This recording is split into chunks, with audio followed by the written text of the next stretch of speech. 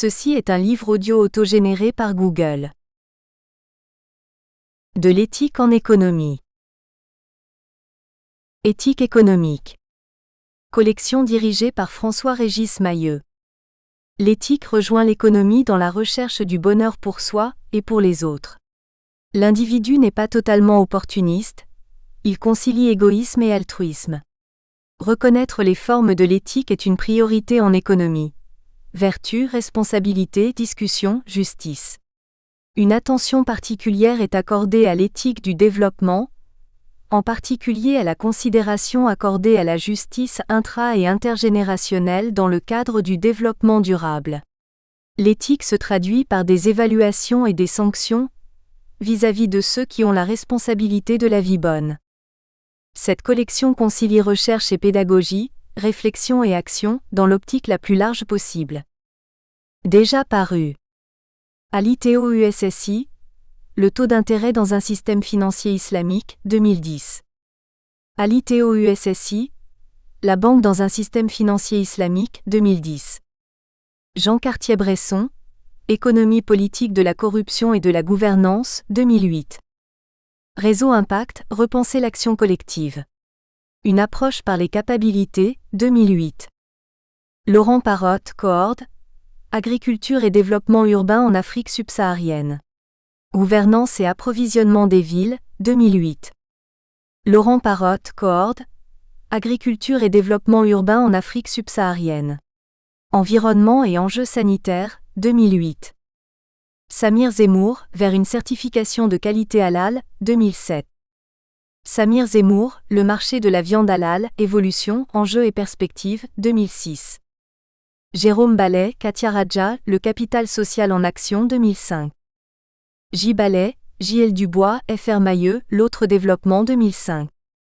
J.P. Mainviel et Alaillé, les politiques de sécurité alimentaire au Sénégal depuis l'indépendance, 2005. Roland Guillon, les tensions sur l'activité en Afrique de l'Ouest. Une approche comparative Nord-Sud, 2003. Jérôme Ballet, Roland Guillon, regard croisé sur le capital social, 2003. Arnaud Maigre. De l'éthique en économie. Enquête sur le rôle des valeurs dans le développement matériel des civilisations. L'Harmattan. Copyright L'Harmattan 2010. 5 à 7, rue de l'École Polytechnique, 75 005 Paris. http://www.librairieharmattan.com. Diffusion.harmattan@wanadoo.fr. harmattan@wanadoo.fr. ISBN 978 2 296 13 574 1. EAN 9 782 296 135 741. Il n'y a en effet qu'une seule chose qui soit propre aux hommes par rapport aux autres animaux. Le fait que seuls ils aient la perception du bien, du mal, du juste, de l'injuste et des autres notions de ce genre. Or avoir de telles notions en commun, c'est ce qui fait une famille et une cité. Aristote, Les Politiques I2, 1 2 5 3a. Introduction. Nous avons de la chance au début du XXIe siècle. Les espoirs des Lumières et du XIXe siècle triomphant se sont transformés en réalité. Quel spectacle si nous pouvions appeler d'outre-tombe nos penseurs des Lumières et les faire s'exprimer sur nos siècles de progrès. Rousseau serait sans doute le plus à l'aise et nous gratifierait de son scepticisme sur les bienfaits des sciences. Il brandirait la violence des 2 guerres mondiales et le choc des civilisations pour justifier un retour à l'ordre naturel. Condorcet, fort de l'espoir d'un monde débarrassé des vieux préjugés religieux et tout à ses progrès scientifiques, serait amer et n'y retrouverait plus sa foi au progrès infini.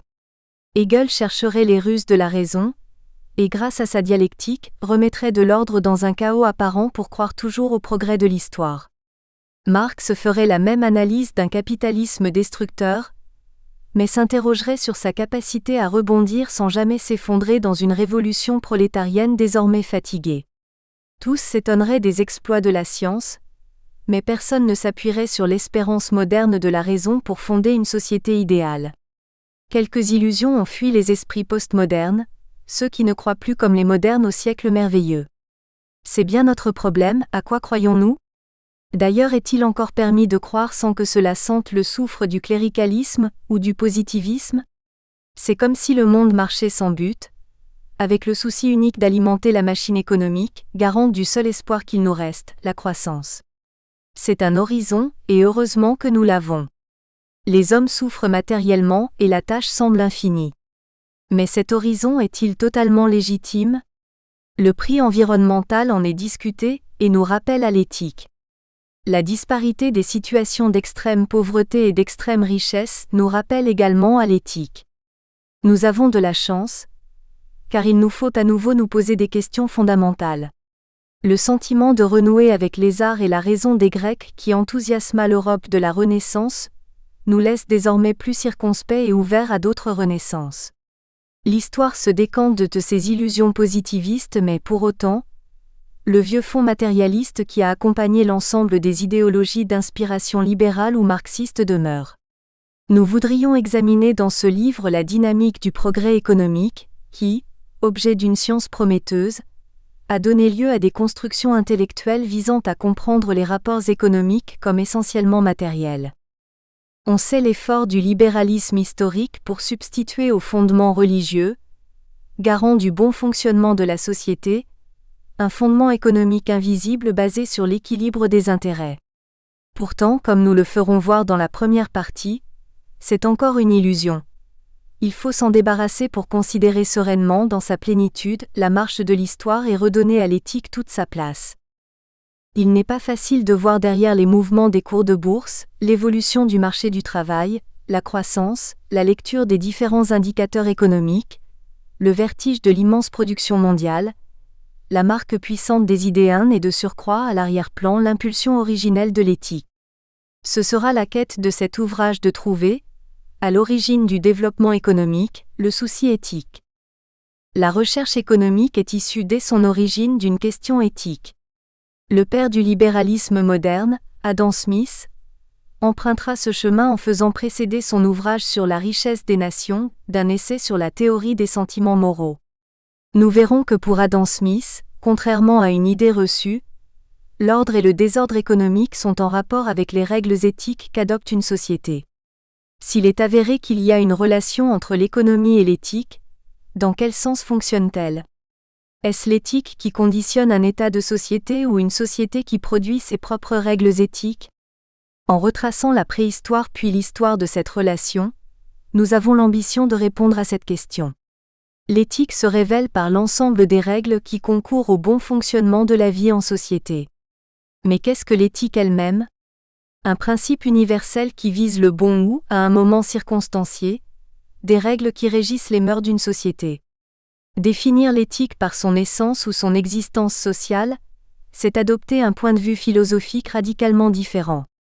Dans un cas, on définit l'éthique par rapport à un principe universel, dans l'autre, on adopte un point de vue relativiste en associant des règles éthiques à un type de société. Chercher à définir l'éthique, c'est exactement comme essayer de savoir d'où nous vient le sens du bien. On répondra le plus souvent, comme spontanément, de l'éducation reçue qui elle-même se perd dans la succession des générations, ce qui en définitive ne donne pas la réponse et consiste à confondre les faits avec la cause. Pour tenter de trouver la réponse, on cherchera alors un fondement, quelque chose de sûr qui puisse servir de base au raisonnement. Certains trouveront ce fondement dans la religion révélée, d'autres méfiants vis-à-vis d'une explication trop transcendantale se tourneront au contraire vers le réel, la nature qu'elle soit humaine ou sociale. Kant, 1724 à 1804, apportera une réponse à équidistance entre ces deux options. Avec Kant, la philosophie morale vit une espèce d'apogée. Il forme l'exaltant projet de dégager l'éthique du monde sensible, pour lui redonner son véritable fondement. En homme des Lumières, il trouve ce fondement dans la raison, considérée comme seule capable d'établir des règles universelles. Ce que la raison entend comme une règle applicable universellement aux hommes est éthique. Les droits de l'homme trouvent leur légitimité dans cette idée kantienne. C'est comme si Kant avait laïcisé les 10 commandements. Pour Kant, la morale est connaissable a priori par la raison, tout comme les principes mathématiques sont accessibles à l'intelligence de manière spéculative. Mais les concepts purs, qu'ils soient mathématiques ou moraux, doivent renvoyer au réel, au sensible.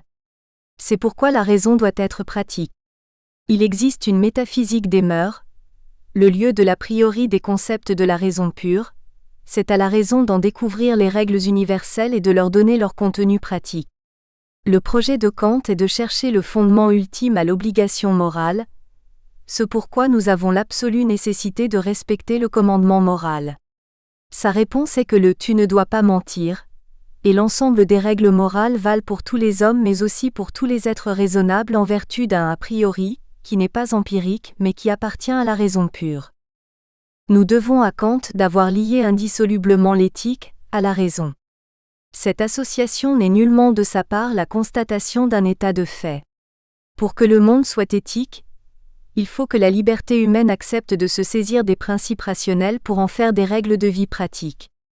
Si ce n'est pas le cas, il en résulte des dysfonctionnements personnels et sociaux dus au non-respect des règles morales. La philosophie morale doit donc trouver comme un écho dans les expériences des hommes, les actes bons ou mauvais doivent produire des histoires particulières. Il appartient à notre culture de penser cette relation, sous l'influence du matérialisme historique, comme inversée ou tout au moins dissociée. Nous considérons la morale soit comme émanant d'un type de société, soit comme un épiphénomène sans influence sur la nature matérielle des sociétés. Nous voulons remettre cette relation à l'endroit, et montrer comment c'est en fait l'éthique qui fonde la marche des sociétés. L'éthique doit alors être comprise à la fois comme l'inspiratrice de la raison pratique, et l'ensemble des valeurs résultant de l'exercice de cette raison pratique. Il faut pour cela revenir à une question essentielle. Pourquoi la raison serait-elle universelle ?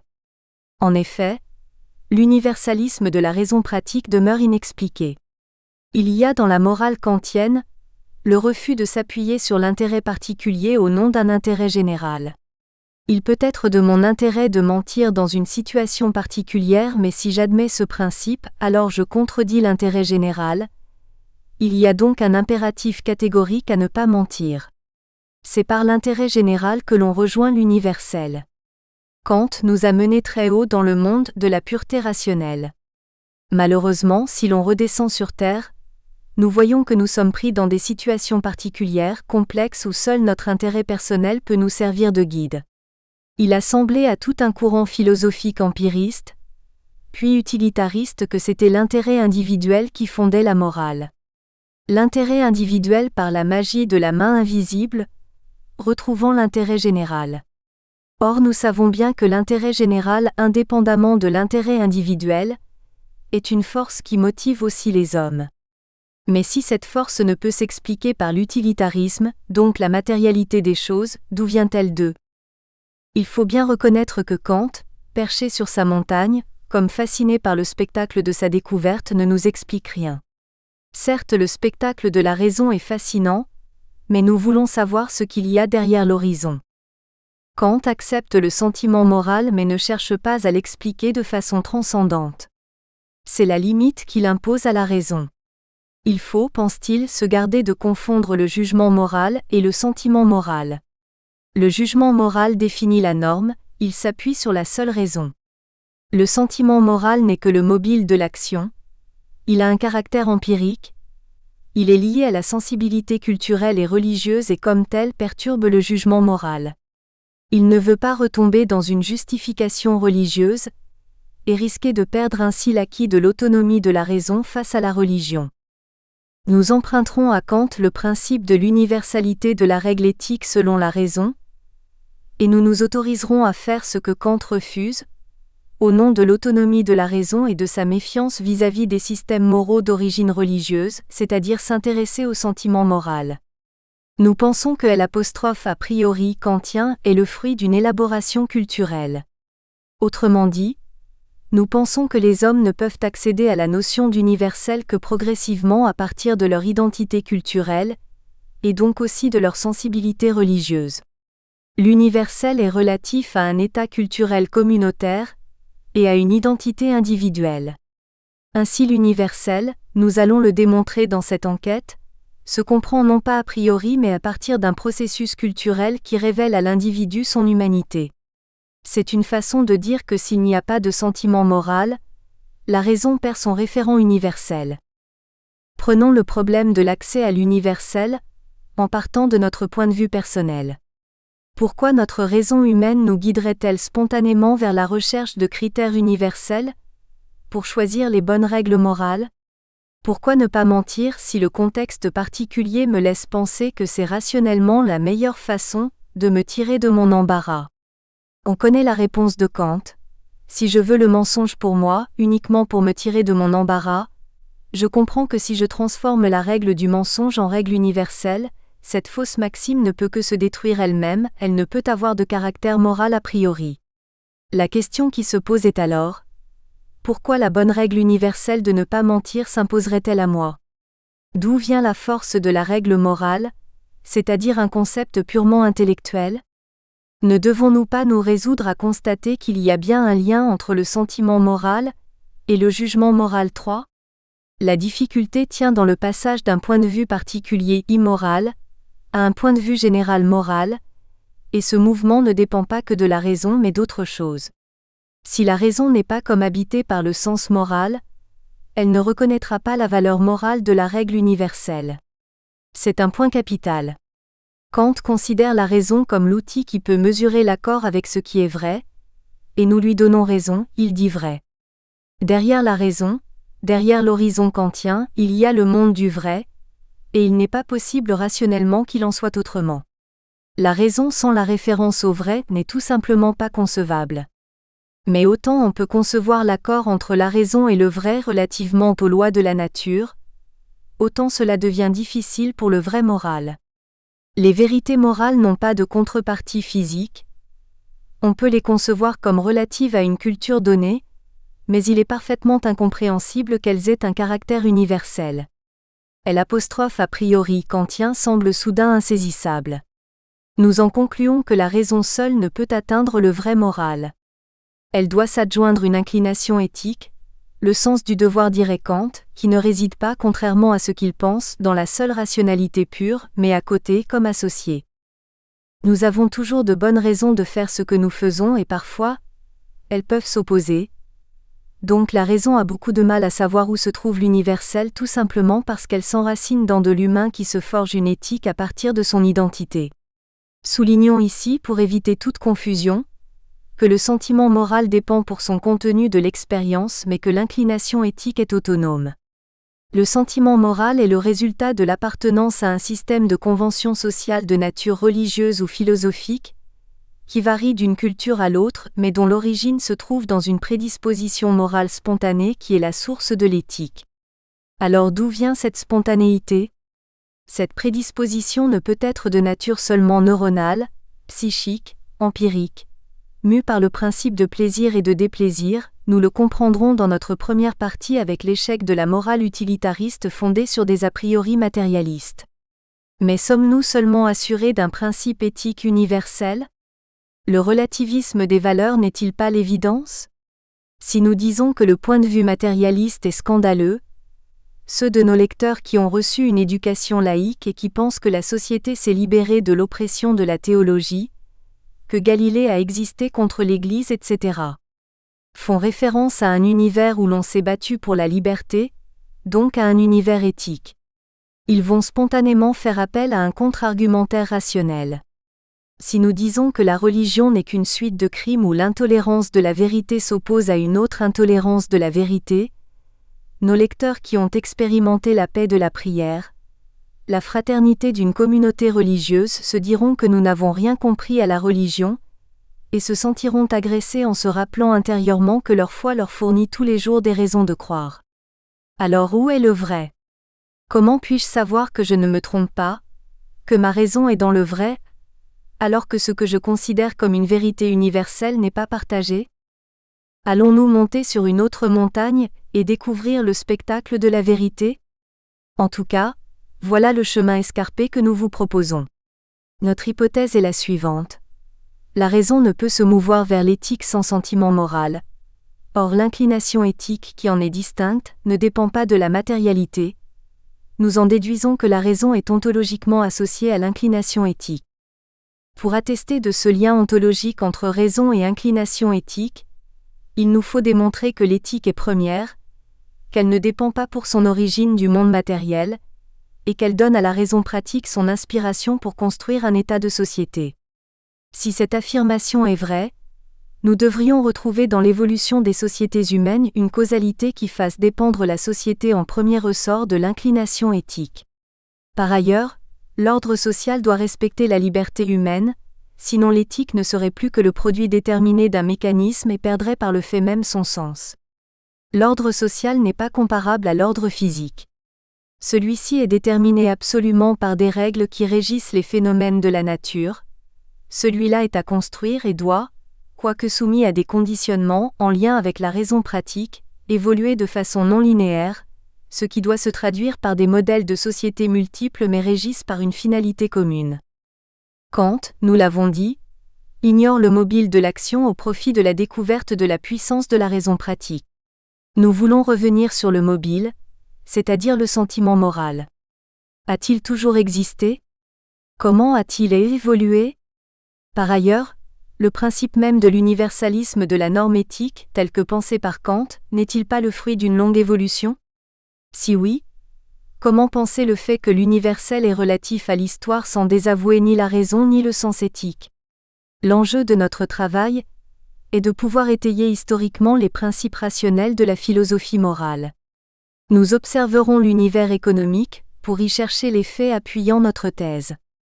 Il nous faudra rechercher aux origines, quand les liens de causalité sont encore dénouables, les traces de l'impulsion éthique, suivre les linéaments d'une société préhistorique simple, porteuse de la complexité des civilisations du temps de l'histoire, et tenter de dégager les règles qui permettent à un état sociétal d'atteindre d'autres virtualités.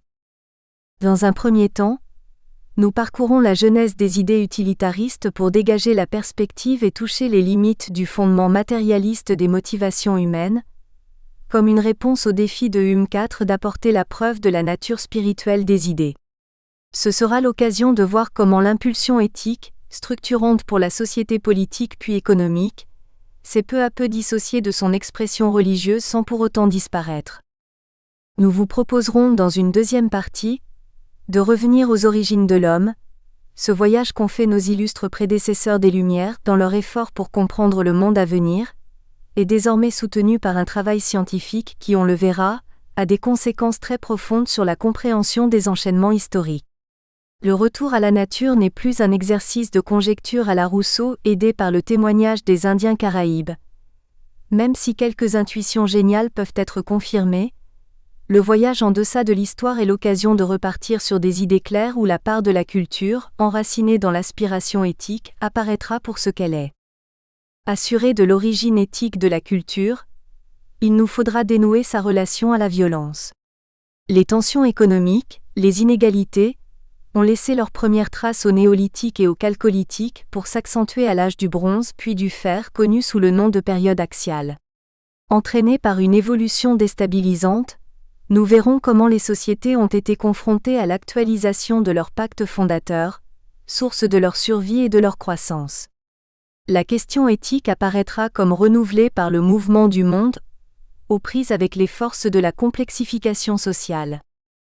Grâce à l'invention de l'écriture par la culture mésopotamienne, nous pourrons, avant la naissance du texte biblique, remonter aux origines les plus antiques de la mémoire mythologique de l'humanité et vérifier la justesse de notre thèse. Notre lecture des mythes nous conduira en effet à rattacher ces formes complexes d'explication du monde à l'inclination éthique. Nous nous appuierons sur la lecture des textes sapientiels mésopotamiens et des codifications des règles de vie sociale, pour nous rapprocher des préoccupations de l'époque. Nous y percevrons les traces d'un effort vers l'universel, mais aussi les limites du paradigme polythéiste.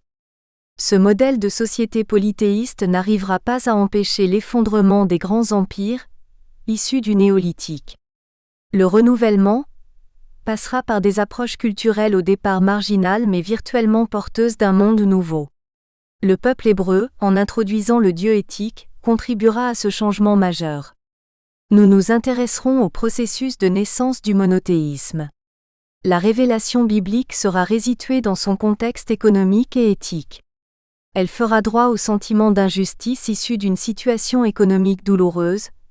Elle fera droit également à la raison kantienne plus qu'à l'épiphanie biblique. Nous en dégagerons les principes porteurs d'un monde à venir. Le monde ne sera plus pensé comme avant. L'individu y affirmera son identité éthique, le monde sera créé. Un universalisme trop grand pour un petit peuple germera dans un destin national. Par un autre chemin, l'histoire de la Grèce nous confirmera que les hommes, dès qu'ils le peuvent, cherchent à rétablir la justice originelle des homoioi. Les semblables, ceux qui tiennent à une justice égalitaire, équitable entre les hommes d'un même démo. La Grèce archaïque est issue de l'effondrement du royaume mycénien. Dès lors un peuple se trouvera paradoxalement uni dans la farouche liberté de cités-États rivales, les polis. Jusqu'à ce moment exceptionnel, un peuple se faisait progressivement par l'union politique, voilà qu'avec les Grecs il se fit par la désunion libre. Mais le prix de la liberté des semblables se paiera par la guerre pour se refermer sur la page barbare de l'empire d'Alexandre, déni de la Grèce démocratique, régression vers une forme de société impériale, maintes fois répétée entre le Tigre et l'Euphrate, le plateau perse et bientôt le Tibre latin. On se souviendra de cette période comme d'un âge où l'homme s'empara de sa raison, pour comprendre le monde différemment. On s'en souviendra aussi comme de la période où le souci du bien, l'amour de la sagesse, en un mot la philosophie s'exprima en tant que telle pour la première fois, indépendamment d'une pensée mythologique. Les voies de l'histoire du peuple grec n'ont pas les mêmes sinuosités et dénivelés que celles du peuple hébreu. Pourtant, pour se guider, les deux peuples se sont fixés sur la même étoile. C'est ce qu'il nous faudra démontrer pour voir dans la marche trébuchante de l'histoire la visée éthique commune. Puis, nous nous essaierons à rapprocher et à mesurer les différences entre les principales écoles de philosophie grecque et le christianisme naissant. Cette analyse, qui reprendra les catégories de la philosophie antique, nous permettra de mieux distinguer les caractères propres de la nouvelle religion expliquant l'origine de son succès. Il apparaîtra que la recherche de l'universel, commune aux différentes cultures mais inégale dans ses représentations, aura des conséquences sur la sortie du polythéisme et la naissance d'un monde matériel imprégné de monothéisme. L'éthique ne sera plus considérée seulement en tant qu'inclination, mais comme une élaboration culturelle de nature religieuse et philosophique. Le génie grec nous apportera le témoignage de ce lien plutôt que le signe d'une supposée laïcité. C'est précisément le renouvellement de cette compréhension qui est le défi de notre époque, car le jaillissement du religieux dans l'histoire n'est pas compris comme la recherche du sens de l'universel, mais comme l'affirmation d'une particularité et la source des conflits. L'esprit des Lumières s'est développé en réaction à une institution religieuse qui exerçait sa tutelle sur le reste de la société. Il en est resté une vision atrophiée du religieux, opposée à la raison. Nous sommes à une autre époque.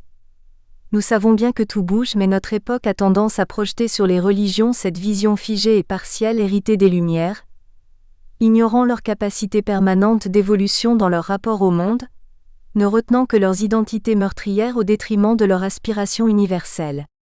Nous pensons que de l'observation de cette période, nous pouvons tirer l'idée d'une tension, d'un progrès des sociétés humaines à réaliser vers une éthique universelle.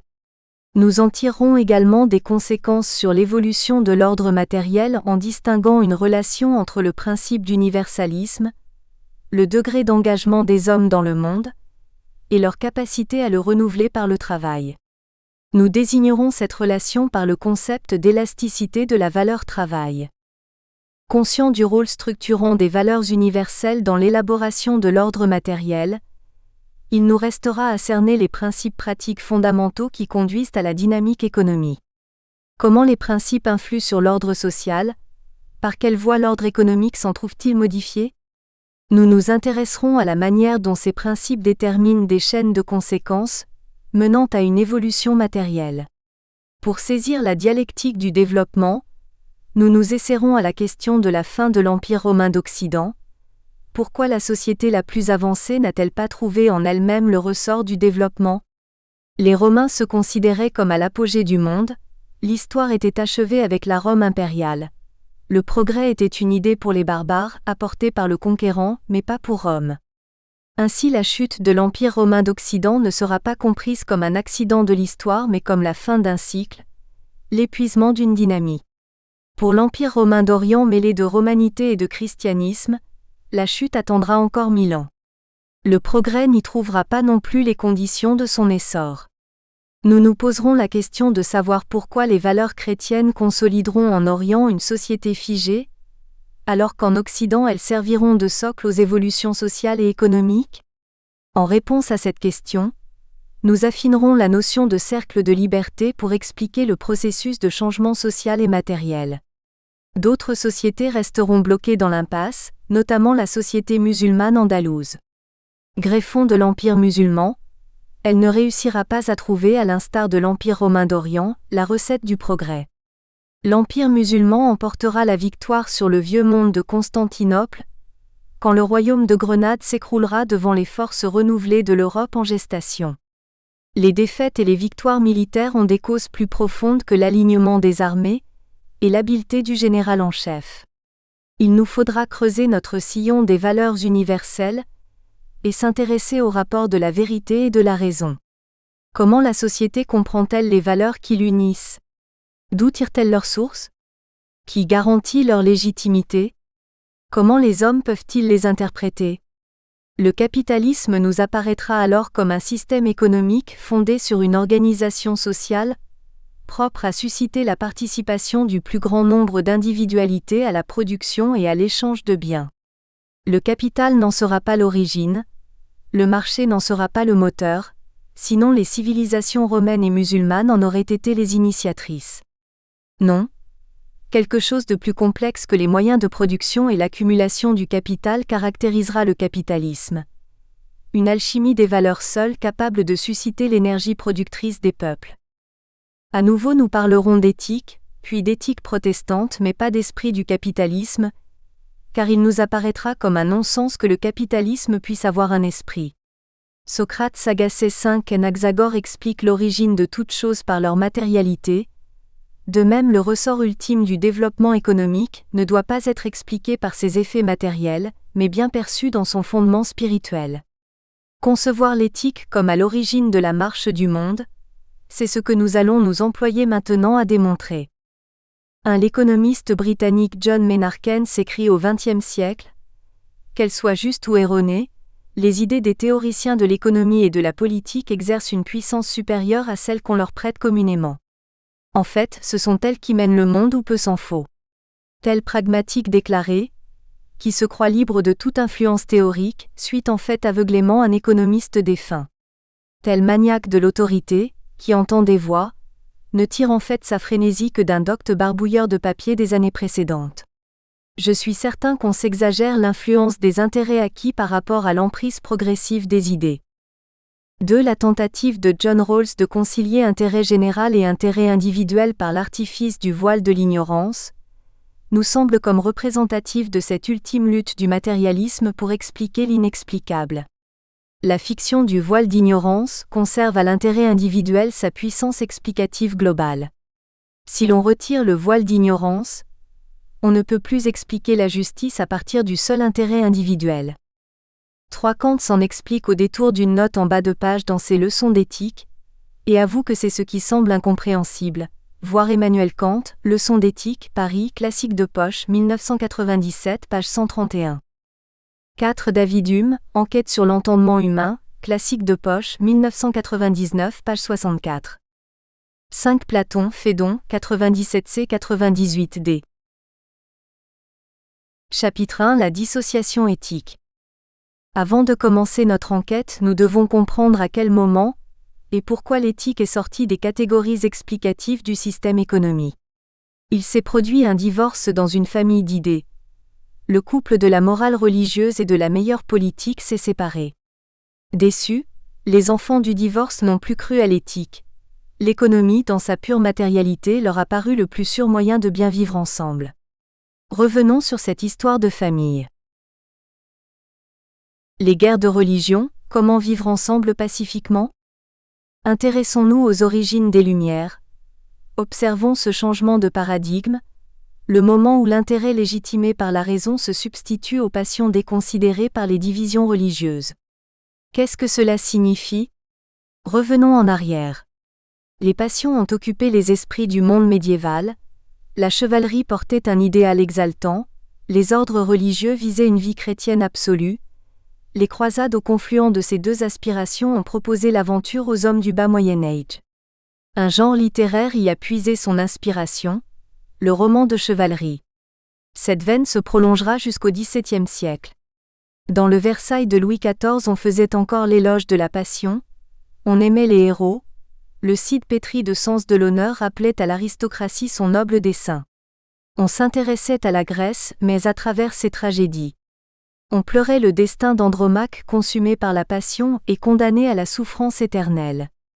C'est pourquoi, dans un tout autre genre, considéré comme moderne, Cervantes, 1547 à 1616, fait figure de précurseur avec son chevalier Don Quichotte de la Manche. La vie de Cervantes est un roman. Peut-être instruit par sa propre expérience, il raille le goût des aventures romanesques et chevaleresques qui dominaient en son temps. Dans cette perspective, le théâtre tragique n'est que l'expression finissante des passions humaines exacerbées.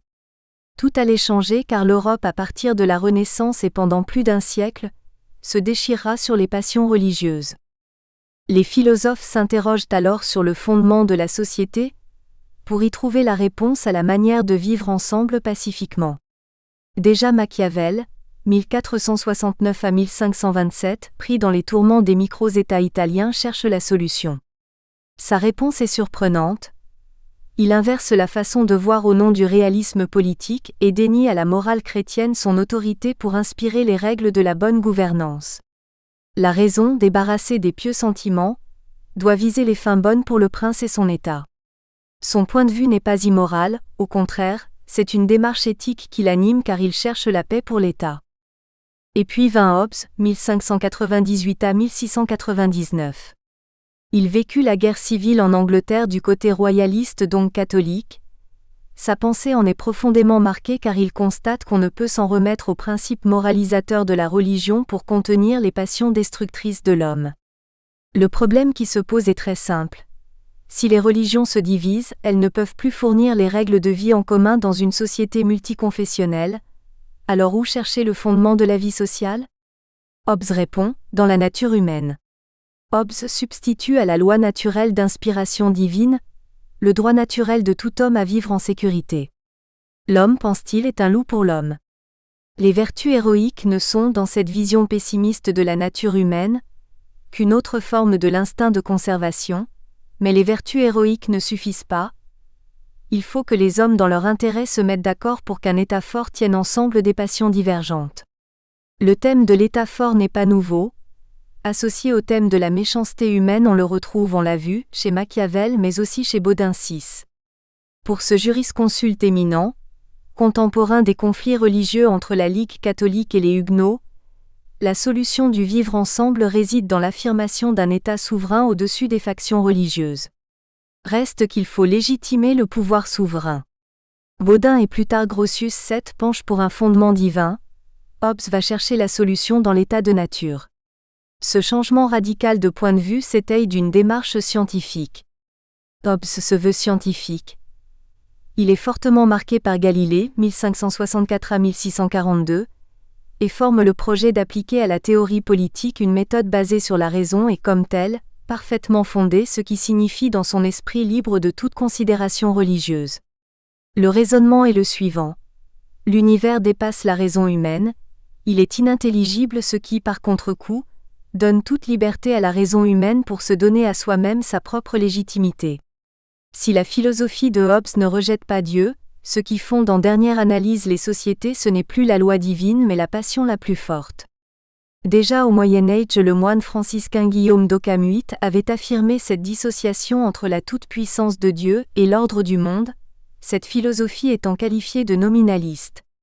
Pour les nominalistes, les universaux, c'est-à-dire des concepts universels et abstraits comme humanité, animal, blancheur, ne sont que des mots, des termes conventionnels, des représentations dont ils récusent le réalisme, la réalité substantielle.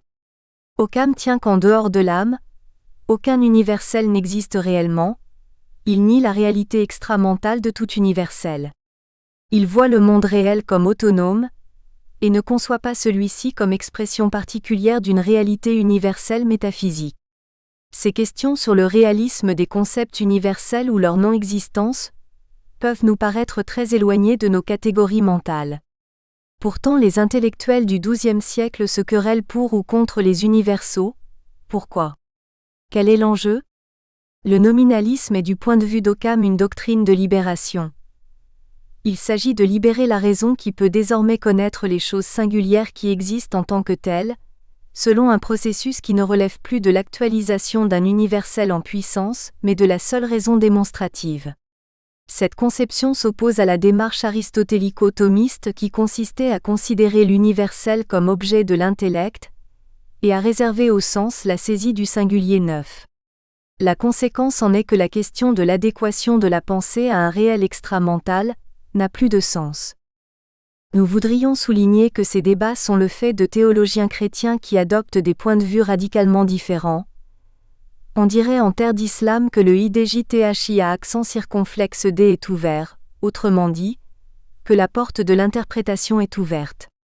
Ainsi les querelles médiévales logico-linguistiques préparent le monde où sera possible la formulation d'hypothèses scientifiques. Il nous paraît important de remarquer également qu'en réalité, la querelle des universaux n'est pas éteinte. La démarche scientifique qui consiste à analyser le réel en tant que tel est acquise, mais on est nominaliste aussi longtemps que l'on considère que le réel, à un niveau supérieur de complexité, se recompose en structure. On devient réaliste 10 au moment où, dans la démarche scientifique, on suppose que les concepts signifient non des structures mais des principes de structuration 11, non quantifiables, échappant de ce fait au domaine de la science expérimentale. L'esprit scientifique, fort heureusement, a pu s'épanouir en se concentrant sur la réalité de la nature. Une frénésie de découverte des lois de la nature a suscité dans un premier temps l'illusion que le réel était l'être des choses. Ce qu'il y a de nouveau, c'est la recomposition progressive de la totalité de la réalité dans un ensemble mathématique cohérent, dont les meilleurs esprits scientifiques commencent à percevoir la limite. Tout à la découverte de la cohérence du détail, on avait oublié l'ensemble, mais voilà que le tout est mathématisé et qu'une limite s'impose à la raison de l'homme, l'intelligence du tout lui-même. C'est ainsi que la religiosité qui semblait fuir la science revient par la science. Albert Einstein lui-même ne dédaigna pas de jeter son regard perçant aux confins de la science. Relisons ce qu'il disait à ce propos dans Comment je vois le monde. Sa religiosité, celle du savant, consiste à s'étonner, à s'extasier devant l'harmonie des lois de la nature dévoilant une intelligence si supérieure que toutes les pensées humaines et toute leur ingéniosité ne peuvent révéler face à elle, que leur néant dérisoire. 12. Les progrès scientifiques réintroduisent les interrogations qui ont donné lieu aux querelles conceptuelles d'avant la science, parce qu'ils ont mis en évidence la profonde unité de l'ordre de la nature. Quand on parle d'ordre, on se pose la question de l'origine de cet ordre. L'explication de la nature par le hasard perd du terrain. Comment expliquer l'harmonie par le chaos sans décrédibiliser la raison? Comment expliquer l'ordre du monde sans se poser la question des causes finales? On le presse, les questions épistémologiques ne sont pas à dissocier du champ éthique. Mais revenons à Occam. Sa philosophie a également des répercussions sur la compréhension du monde d'un point de vue moral. Sa position s'oppose à la théorie de la loi naturelle défendue par saint Thomas d'Aquin 13 autres moines, mais cette fois-ci dominicains, qui lui, au contraire, affirmait que la raison pouvait accéder à la compréhension du monde tel que voulu par Dieu, même s'il maintenait une distinction entre les vérités accessibles par la seule raison de celle de la foi. Il suit de cette conception thomiste que la réalité morale est pensée comme ordonnée à la réalité divine. À l'opposé, Occam considère que la loi morale est l'expression du libre décret divin, ce qui lui confère un caractère arbitraire dissocié du bien humain. Le fondement des préceptes moraux n'est plus ce que désire l'homme mais ce que Dieu commande. La morale humaine n'est donc plus par essence associée à un ordre divin. Dès lors elle n'est accessible que par la seule révélation. La conséquence pour une morale révélée dissociée est que si la révélation devient inopérante, c'est-à-dire qu'elle n'apporte pas la solution concrète au cas moral nouveau, l'homme peut se débrouiller par lui-même, ouvrant ainsi la porte au relativisme des valeurs. Or, ce principe d'association est un principe biblique. La Genèse nous dit que l'homme a été créé à l'image de Dieu. Dieu créa l'homme à son image, à l'image de Dieu il le créa. GN 1,27. Le récit du sacrifice d'Abraham exprime également fortement ce principe d'association. Dieu dit à Abraham, « Prends ton fils, ton unique Isaac que tu aimes. Pars pour le pays de Moria, et là, Tu l'offriras en holocauste sur celle des montagnes que je t'indiquerai. GN 22. Quand Dieu met à l'épreuve Abraham et lui ordonne au nom de sa foi de sacrifier son fils, notre sens moral se hérisse. Comment au nom de Dieu justifier de sacrifier son propre enfant? Les religieux célèbrent la foi du premier des croyants, mais nous sommes profondément scandalisés par l'injustice de la demande divine. Pourtant on le sait, au dernier moment Dieu retient le bras d'Abraham. Comment comprendre dans notre perspective ce récit? Il apparaît au final que la réalité de la justice divine ne s'oppose pas à la justice humaine, mais qu'au contraire, par la reconnaissance de la foi, elle la fonde. D'où il suit que la morale humaine ne peut être dissociée de la loi divine, et qu'en tant que telle elle est d'essence universelle. Saint Thomas développera pour exprimer cette association une théologie de la loi naturelle, participant par la raison à la loi éternelle. En restreignant le domaine de la raison au réel observé, Occam prépare la démarche scientifique expérimentale, mais dans le même temps, favorise une conception autonome de l'éthique dissociée d'un ordre moral universel. Hobbes sera le premier à tirer les conclusions de cette dissociation, dans le Léviathan. Hobbes s'inscrit donc dans le courant nominaliste. Pour gagner son autonomie philosophique, il trouve un principe naturel qui fonde sa théorie: le droit qu'a tout homme de vivre en sécurité.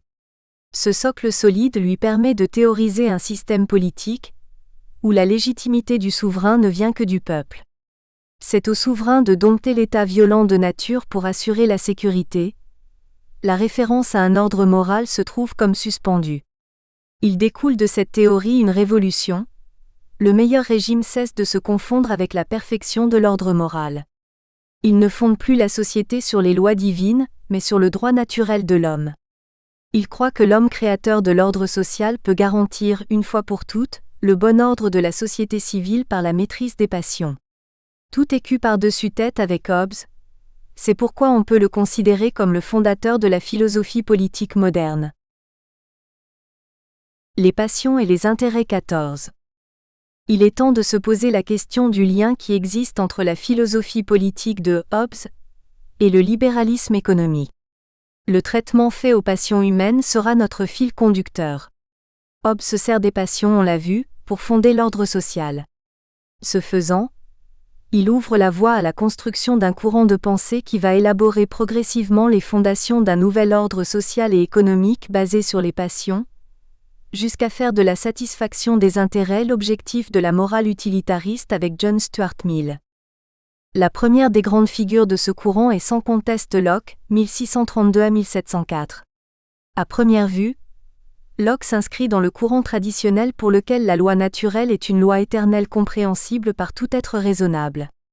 Locke se rattacherait plutôt à la tradition thomiste. Pourtant Locke cherche une loi certes donnée par Dieu mais accessible à la raison, sans que l'on sache nécessairement qu'elle est donnée par Dieu. On retrouve chez Locke la volonté de donner à la raison son autonomie. Cette loi de nature accessible par la raison détermine les conditions de la paix, du bonheur public mais aussi de la prospérité des peuples. Il y a donc des conséquences à ne pas la suivre, qu'on s'en détourne et l'on est réduit à la misère publique. Quelle est donc cette loi de nature? Locke substitue au principe de droit à la sécurité, avancé par Hobbes, le principe de propriété qui est le seul à ses yeux, capable de garantir réellement les droits fondamentaux des individus à leur conservation. C'est ainsi que l'économie s'introduit en force dans la philosophie politique. La fin de la société civile devient alors la sauvegarde de la propriété. Locke utilise le retour aux origines pour justifier son raisonnement. La propriété, avançait-il, est une institution de la loi naturelle. En effet, les hommes entrent en société pour protéger les biens qu'ils ont acquis dans l'état de nature. Une fois la société constituée, c'est la loi positive qui protège ce droit. La propriété qui avait été acquise par le droit du primo-occupant n'est plus possible en société. La seule façon honnête de s'approprier des biens est de le faire par son propre labeur. C'est donc l'individu stimulé par son propre intérêt qui est à l'origine de la propriété. Locke avance une idée qui va faire flore chez les économistes du XVIIIe. Le premier devoir de l'individu consiste à se soucier de sa propre conservation et par son travail créer de la richesse. Il temporise le désir d'acquérir et n'en fait pas un droit absolu mais il le justifie car, pense-t-il, Il mène au bien commun de la société. Son idée essentielle est que le désir individuel d'enrichissement, qui peut être assimilé à des passions comme la cupidité ou l'égoïsme, donnera plus de profit public que le mérite ou la vertu. Retenons qu'avec Locke, les passions acquièrent pour la première fois le statut plus respectable d'intérêt et que les peuples obtiennent leur garantie fondamentale, non plus du gouvernement civil, mais de la société civile ordonnée autour du principe de propriété. L'idée que l'intérêt tienne un rôle prédominant dans le comportement des hommes, et qu'il puisse être le fondement d'un ordre social viable suscite l'effervescence. Elle inspire à nombre de moralistes des recherches sur la nature des sentiments humains. Dans un premier temps, la conception initiale est que les passions s'opposent entre elles, puis viendra le temps du triomphe de l'intérêt. Désespérant d'un discours moral et développant une vision pessimiste de la nature humaine, les moralistes du XVIIIe siècle mettent en avant le principe de la passion compensatrice. Hume, 1711 à 1776, préconise d'opposer à l'amour du plaisir l'amour du gain. L'Encyclopédie dans son article sur le fanatisme fait l'éloge du fanatisme du patriote, pour combattre le fanatisme religieux. La question essentielle reste toujours de savoir comment perfectionner l'ordre social. Vauvenargues synthétise le politiquement correct de l'époque par une de ses maximes. Les passions s'opposent aux passions et peuvent se servir de contrepoids. 15. Il y a clairement dans cette idée une veine à exploiter. Il en sortira le principe de la séparation des pouvoirs, où des ambitions politiques s'opposeront à d'autres ambitions. Mais c'est dans le domaine économique et non politique que l'intérêt va se distinguer des passions ordinaires. Il acquiert un statut particulier de passion positive en elle-même. On en vient à hiérarchiser les passions. Hume distingue les passions calmes des passions plus fortes ou plus violentes. Il faut attendre Adam Smith, 1723 à 1790, pour que le concept obtienne ses lettres de noblesse. La recherche de l'intérêt ça n'est que le désir commun d'améliorer son sort, nous dit-il. Or une augmentation de fortune est le moyen par lequel la majeure partie des hommes se propose et souhaite d'améliorer leur sort. C'est le moyen le plus commun et qui leur vient le premier à la pensée. 16. Et ce désir est en vérité pour Adam Smith, calme et sans passion. Alors la question se pose de savoir si l'intérêt peut résister aux passions. La réponse apportée par la nouvelle pensée économique est bien sûr positive. Hume dans une étude sur l'intérêt préfigure la main invisible. L'exercice d'une profession commerciale ou industrielle a pour conséquence infaillible de faire prévaloir l'amour du gain sur l'amour du plaisir. 17. On s'accorde à l'époque pour penser que l'amour du gain est une passion particulière, modérée, qui a un lien direct avec la raison calculatrice et qui de ce fait, étant à l'abri des inclinations violentes, peut convenir à la vie en société et lui être profitable. Par ailleurs, la mécanique des passions ouvre une piste prometteuse en permettant d'entrevoir la prévisibilité des comportements humains. Hume conclut ses réflexions sur les passions, par une déclaration qui presse le potentiel scientifique d'une telle découverte. Je ne prétends pas avoir épuisé mon sujet. Il me suffit d'avoir fait voir que l'origine et le lieu des passions sont assujettis à un mécanisme régulier, et que cette matière est susceptible d'une analyse aussi exacte que le sont les lois du mouvement, l'optique, l'hydrostatique, et toutes les autres parties de la philosophie naturelle.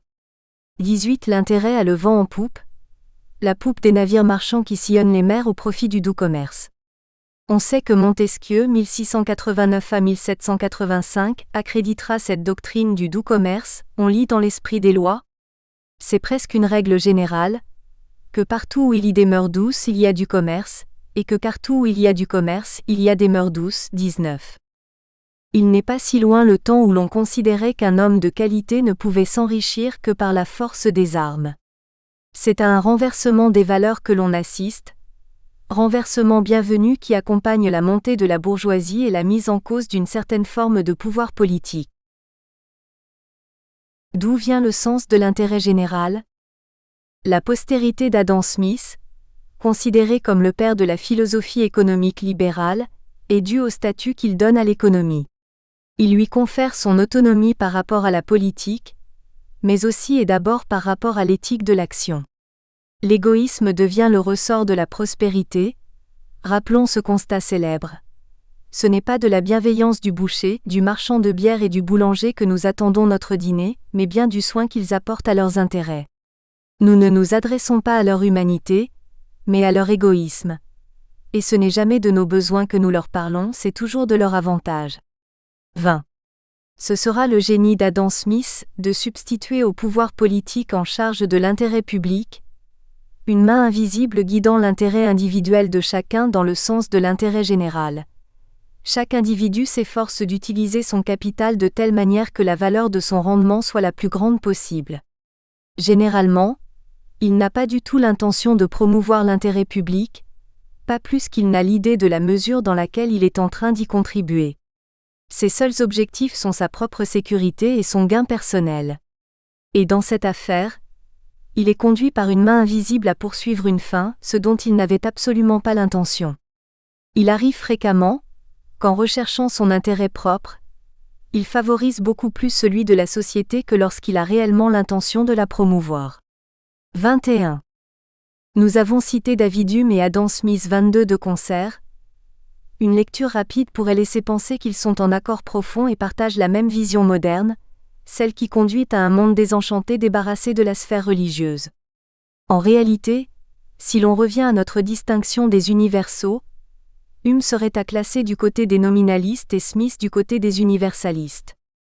Avant d'écrire La richesse des nations, Adam Smith rédige une théorie des sentiments moraux, bien que tout son ouvrage futur fonde le ressort de l'activité économique sur l'égoïsme de l'homme. Il étudie dans sa théorie les principes naturels qui conduisent l'homme à s'intéresser à la fortune des autres et qui lui rendent nécessaire leur bonheur, quoiqu'il n'en tire rien d'autre que le plaisir de les voir heureux. 23. Le fait marquant est qu'il attribue, à cette nature bienveillante et empreinte de sens de la justice, une utilité. Adam Smith fait le constat fondamental suivant. Tous les membres de la société humaine ont besoin de l'assistance des autres et sont également exposés à leurs atteintes. À partir de ce constat, il décrit 3 types de sociétés. La première, florissante et heureuse, c'est celle où l'assistance nécessaire est réciproquement offerte par amour, gratitude et estime. La deuxième, celle où les membres ne sont tenus par aucun lien de gratitude, où c'est le lien d'utilité comme dans une société de marchands qui fait tenir l'ensemble. La troisième en vérité ne peut tenir, c'est celle où les membres sont toujours prêts à se nuire et à se causer du tort. Même une société de brigands, pour subsister, doit bannir le vol de son fonctionnement et introduire un minimum de justice, souligne-t-il. Adam Smith conclut que la société peut se maintenir sans bienfaisance, quoique dans un état qui ne soit pas le plus confortable, mais la prédominance de l'injustice la détruira absolument. Autrement dit, la société ne peut se maintenir sans la justice. C'est bien un principe moral qui est au fondement de la construction. Adam Smith ajoute qu'il en est ainsi parce que c'est le dessein de la nature. En effet, celle-ci, qu'on l'observe dans le mécanisme d'une plante ou dans celui d'un corps animal, est ordonnée à la conservation de l'individu et à la propagation de l'espèce. L'intérêt qui assure cette fonction de conservation de la société peut s'analyser comme la cause efficiente, celle qui fait que le boucher nous nourrit, mais en réalité il faut la distinguer de la cause finale qui est derrière la main invisible et qui s'appelle sagesse de Dieu. Lointain disciple de Thomas d'Aquin et peut-être de Leibniz, 16 641 716, Adam Smith affirme que les 2 ordres des causes efficientes et finales sont en harmonie entre eux. 24. L'auteur de La richesse des nations est, on l'oublie 25, tenant d'une philosophie morale qui certes accorde l'autonomie à l'activité humaine, mais qui appartient également à la famille des universalistes. Hume et Smith sont tous 2 Écossais. Ils se connaissent et se sont liés d'amitié. Bien que partageant des idées communes sur les passions, leurs visions fondamentales diffèrent. Adam Smith, on l'a vu, donne à l'activité économique son autonomie en la fondant sur une loi naturelle régie par la mécanique des intérêts, mais la loi de nature conserve un N majuscule. L'homme est libre d'agir selon son intérêt, il est autonome, il ne dépend pas directement pour ses choix de principes ordonnés par une autorité religieuse. Adam Smith fait pour les mœurs économiques un travail d'autonomisation du réel. Pourtant il théorise les conditions d'une vie harmonieuse en les fondant, en dernier ressort, sur la sagesse divine. L'ordre économique, quoiqu'autonome et à condition de respecter le principe de justice, il faut encore insister sur ce dernier principe, correspond à un ordre divin. C'est par anachronisme que l'on considère la main invisible comme un principe mécanique amoral. Adam Smith ne s'inscrit nullement dans la tradition des moralistes utilitaristes matérialistes, mais bien plutôt son ami Hume. En effet, que dit Hume ? Qu'il faut aller chercher la racine des intuitions morales dans les goûts et les sentiments. Dans son enquête sur l'entendement humain, il développe l'idée que tous les matériaux de la pensée tirent leur origine de notre sensibilité externe ou interne 26, ou encore, toutes nos idées, c'est-à-dire nos perceptions les plus faibles, sont les copies de nos impressions, c'est-à-dire nos perceptions les plus vives. Autrement dit, la pensée, les idées naissent du fait de sentir. Hume s'attaque à la thèse de l'existence en nous d'idées innées et au premier chef à l'idée de Dieu.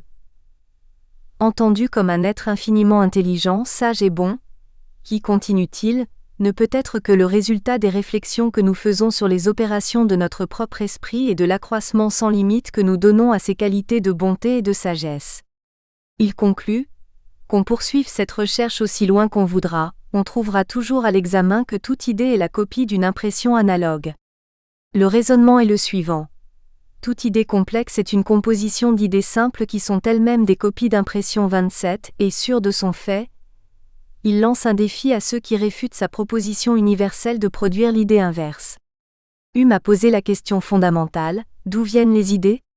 Sa réponse est simple, des sens. Cette vérité devient commune. On la retrouve chez Condorcet, 1743-1794.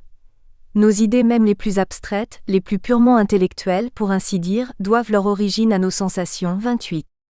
Deux questions se posent alors. Comment fonder le raisonnement spéculatif et comment expliquer le principe moral ? Pour la première question, la thèse de Hume est que les conclusions que nous formons ne sont pas fondées sur le raisonnement ni sur aucune opération de l'entendement mais sur l'expérience des actions causales. En définitive, ce sont les faits qui dépendent de l'expérience qui permettent de valider une démonstration. Cette thèse a le mérite de valoriser la méthode scientifique expérimentale, mais l'inconvénient de laisser le raisonnement mathématique spéculatif sans fondement. Mais ce qui nous intéresse pour notre propos, c'est le sort fait au sentiment moral. En réalité, d'où vient-il ? Des intérêts encore et toujours. Les caractères qui attirent notre approbation sont principalement ceux qui contribuent à la paix et à la sécurité de la société humaine, comme les caractères qui excitent le blâme sont principalement ceux qui tendent au désordre public. D'où l'on peut raisonnablement présumer que les sentiments moraux proviennent, soit médiatement, soit immédiatement, d'un reflet des intérêts opposés. 29. Pour Hume, le cas du mal moral est le même que celui du mal physique. Il lui suffit d'introduire le principe de plaisir et de peine comme première source de l'approbation et du blâme pour en déduire des sentiments moraux. Il est essentiel au vice et à la vertu de produire ce malaise et ce plaisir chez ceux qui le contemplent. 30. Cette vérité du principe de plaisir sera reprise et systématisée en sciences positives de la conduite humaine, par la pensée utilitariste. Fonder la morale sur l'intérêt, limite de l'utilitarisme. L'utilitarisme est une tentative pour transformer l'éthique en science exacte. Elle s'inspire du courant antireligieux partagé par Hume qui vise à substituer aux impératifs moraux d'origine religieuse des mobiles réels qui déterminent l'action humaine. L'utilitarisme trouvera dans la recherche du plaisir ou du bien-être, l'utilité, et le rejet de la douleur et du malheur la base matérielle d'une science morale. C'est un effort particulièrement abouti de la philosophie, prise dans le courant de l'autonomie, de fonder toute la morale sur l'intérêt. Mais cette piste bute sur une incohérence logique dont la philosophie doit prendre toute la mesure.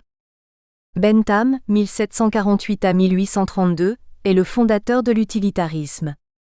Il part du principe que les individus ne conçoivent leurs intérêts que sous le rapport du plaisir et de la peine. Ils cherchent à maximiser leur bonheur, exprimé par le surplus de plaisir sur la peine. Il s'agit donc pour chaque individu de procéder à un calcul hédoniste. Au plan de l'harmonie globale, Bentham se rattache à Adam Smith en identifiant toujours l'intérêt de l'individu à l'intérêt universel. La formulation utilitariste est plus quantifiable, ce qui compte c'est la plus grande somme de bonheur totalisée. John Stuart Mill, 1806 à 1873, le disciple de Bentham, habille la morale utilitaire un peu sèche de sentiments du devoir et d'obligation morale. L'utilitarisme, nous dit Mill, n'exclut pas le sacrifice de soi-même pour le bien des autres mais par contre, il refuse d'admettre que celui-ci soit en lui-même un bien 31. Par ailleurs, aimer son prochain comme soi-même constitue la perfection idéale de la morale utilitariste. Alors, en quoi la morale utilitariste se distingue en l'occurrence de la morale chrétienne ? Tout simplement parce qu'elle ne se rattache pas au domaine des choses en soi, elle n'a pas de source divine et n'a son fondement que dans la conscience humaine. Il en découle que les sentiments moraux ne sont pas innés mais acquis 32 quoique naturels. C'est toute la question et l'ambiguïté de Mill. Il fonde la morale utilitariste sur les sentiments sociaux de l'humanité, le désir de vivre en bonne harmonie avec nos semblables. 33. Ce sentiment tend à se renforcer par les progrès de la civilisation de sorte que les hommes en arrivent à être incapables de concevoir comme possible pour eux un état de choses où l'on négligerait totalement les intérêts d'autrui.